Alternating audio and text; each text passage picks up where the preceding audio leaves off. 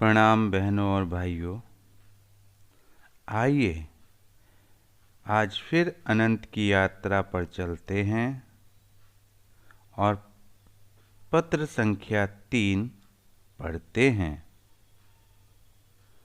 जो बाबूजी ने बहन कस्तूरी जी को लिखा था।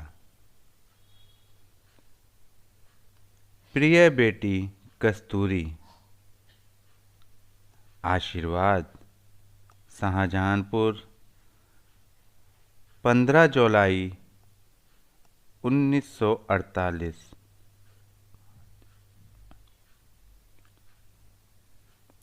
पत्र मिला, दिल को खुशी हुई। तुमको यह अंदाजा हो गया होगा कि जिस रास्ते पर तुम हो ठीक है। ईश्वर का कोई रूप नहीं है, इसलिए उसको सर्वव्यापी कहा गया है। अगर उसका कोई रूप होता तो उसका कयाम एक ही जगह होता।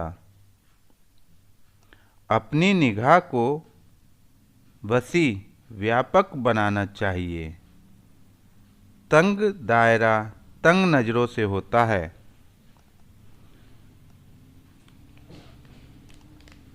हम में ऐसे लोग मौजूद हैं कि जो ठोस पूजा को उम्र भर नहीं छोड़ते। हालांकि चाहिए यह कि जो ठोस अवस्था ज़्यादा लिए हुए हैं उनको ठोस पूजा में डालकर धीरे धीरे उससे निकालकर सूक्ष्म की तरफ ले जाना चाहिए। मगर चूँकि हम स्वयं ठोस हैं, इसलिए अगर ठोसता की तरफ डाल भी दिया जाए तो फिर उससे निकलने को जी नहीं चाहता और सही रास्ता मालूम होने पर भी दिल उससे हटता ही नहीं। अगर मैं यह बात प्रत्येक मनुष्य से कह दूं तो वह यही समझेंगे कि मूर्ति पूजन के खिलाफ हूँ।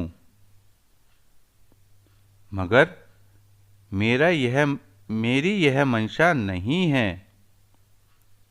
यह उन लोगों के लिए है जिनका ख्याल सिर्फ ठोसता पर काम कर सकता है।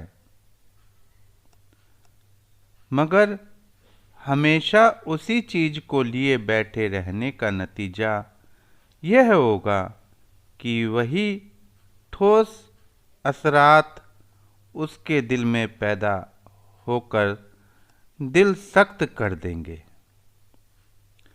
जिसको हटाने में बहुत देर लगेगी।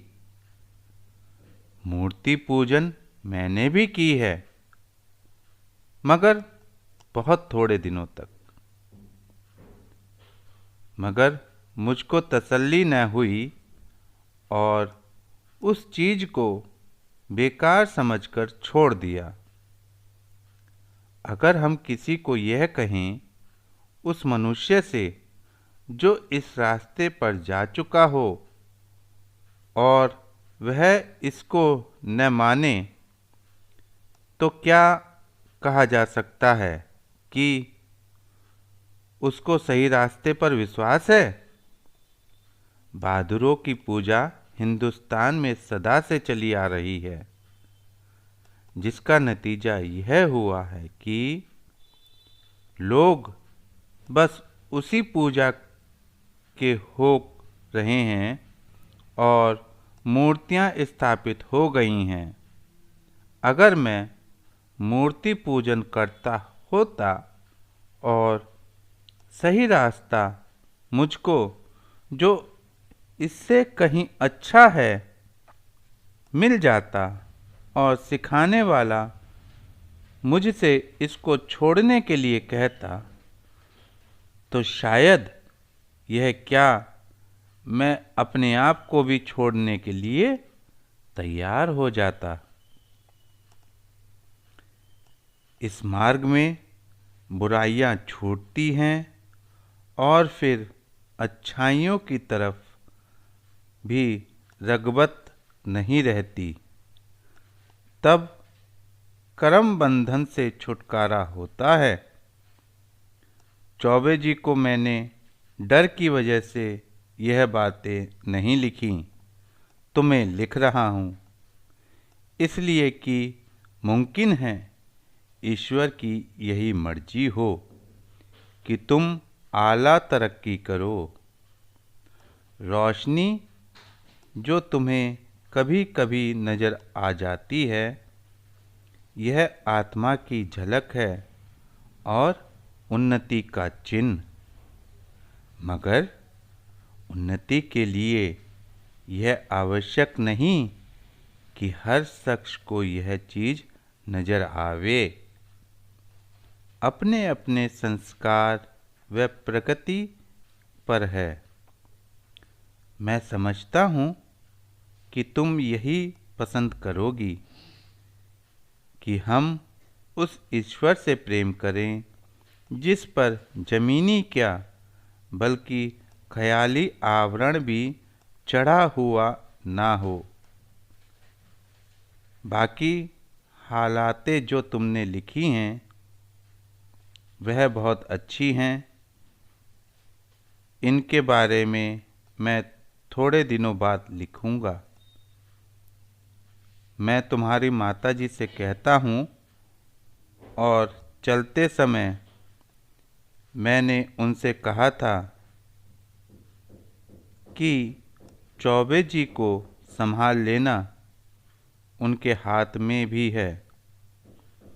स्त्री पहले स्वयं करे, उसके बाद पति को उस अच्छी बात को करने में सहायता दे। और बेटी, यह वक्त अब बार बार ना आएगा। इसको मुमकिन है कि कुछ लोग समझते भी हों। तुम्हारा शुभचिंतक रामचंद्र।